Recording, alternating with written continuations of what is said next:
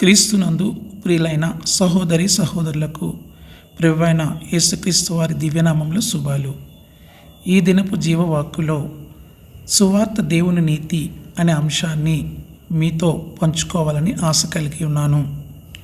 ఈ రోజున క్రైస్తవులు ఎదుర్కొంటున్న పెద్ద సవాలు ప్రజలకు అర్థమయ్యే భాషలో క్రీస్తు సందేశము అందించడము. ఉదాహరణకు నీతి అనే పదము చాలామందికి అర్థం కాదు. ఆ మాటకొస్తే సంఘంలో అనేకులకు బుర్రకెక్కడం లేదు. అయితే నీతి అనే పదాన్ని సరిగా అవగాహన చేసుకోకుంటే సువార్త ప్రకటించడం కానీ రోమపత్రిక అర్థం చేసుకోవడం కానీ అసాధ్యము. కొత్త నిబంధనలో ఈ పదము ఏదో ఒక రూపంలో 228 సార్లు కనిపిస్తుంది. అదే రోమపత్రికలో 40 సార్లు కనిపిస్తుంది. అలాగైతే నీతి అంటే అర్థం ఏమిటి? సువార్త దేవుని నీతి రోమపత్రిక 1వ అధ్యాయము 17వ వచనాన్ని ఏ విధంగా వెల్లడిపరుస్తుంది? నీతి అనే పదానికి ప్రాథమిక అర్థము తిన్నని మార్గములో నడవడము. దీనిని బట్టి నీతి అంటే తిన్నని మార్గము లేదా సరైన మార్గము. నైతికత విషయానికి వస్తే సరైన మార్గంలో జీవించడము లేదా ప్రవర్తించడము. ఇంతకు సరైన మార్గం అంటే ఏమిటి? మన సమాజంలో ఏమి చెప్తున్నారంటే సరైన మార్గం ఏమిటో ఎవరికి వారే స్వయంగా నిర్ణయించుకోవాలి. అయితే దేవుని వాక్యము భిన్నమైన ప్రమాణాన్ని వెల్లడిస్తుంది. సరైన మార్గము లేదా నీతి మార్గానికి అంతిమ ప్రమాణము దేవుడే. దేవుని సౌశల్యమే సరైనదేదో వెల్లడిస్తుంది. నైతికంగా ఏది మంచి ఏది చెడు అనడానికి ఆయనే ప్రమాణము. ఆయనే సరైన జీవిత విధానానికి ఆలంబన.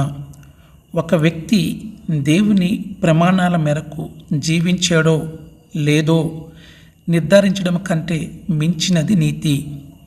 వాస్తవం ఏమిటంటే యేసు ప్రభువు తప్ప మరెవ్వరూ దేవుని ప్రమాణాన్ని అందుకున్నవారు లేరు. ఆ విధంగా న్యాయపరంగా చూస్తే దేవుని ఎదుట మనమంతా దోషులమే. మనమంతా అవినీతిపరులము. మనమంతా పాపము చేశాము.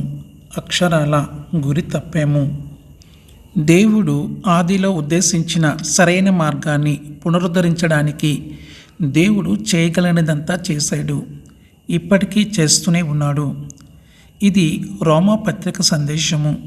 ఉదాహరణకు సిలువలో యేసు మరణము ద్వారా పాప సమస్యను పరిష్కరించాడు.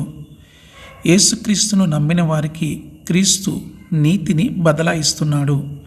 విశ్వాసులంగా మనము దేవునితో పునరుద్ధరించిన సంబంధము అనుభవించవచ్చు. దీని అర్థం ఏమిటంటే మనము నీతిగా జీవించడం మొదలు పెట్టవచ్చు.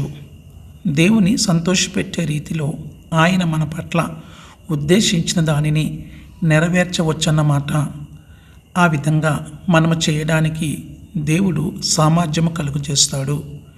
మనము మంచివారమని రుజువు చేసుకోవడానికి ప్రయత్నించడము లేక అసాధ్యమైన నైతిక ప్రమాణాలు నెత్తిన వేసుకోవడము చేయక ఆయనతో ప్రేమానుబంధము పెంపొందించుకొని మనము ఎలా జీవించాలని తీర్మానాలు చేసుకుంటామో వాటిలో ఆయన సాయము చేయడానికి అనుమతించాలి.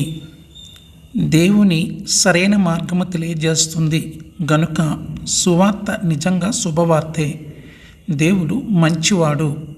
లోకము తప్పుడు మార్గములో పయనిస్తుంటే దానిని సరిచేయడానికి ప్రేమతో కరుణతో ఆయన ఏదో చేశాడని బైబిల్ చెబుతున్నది. దేవుని నీతి అనే శుభవార్తకు నీ స్పందన ఏమిటి?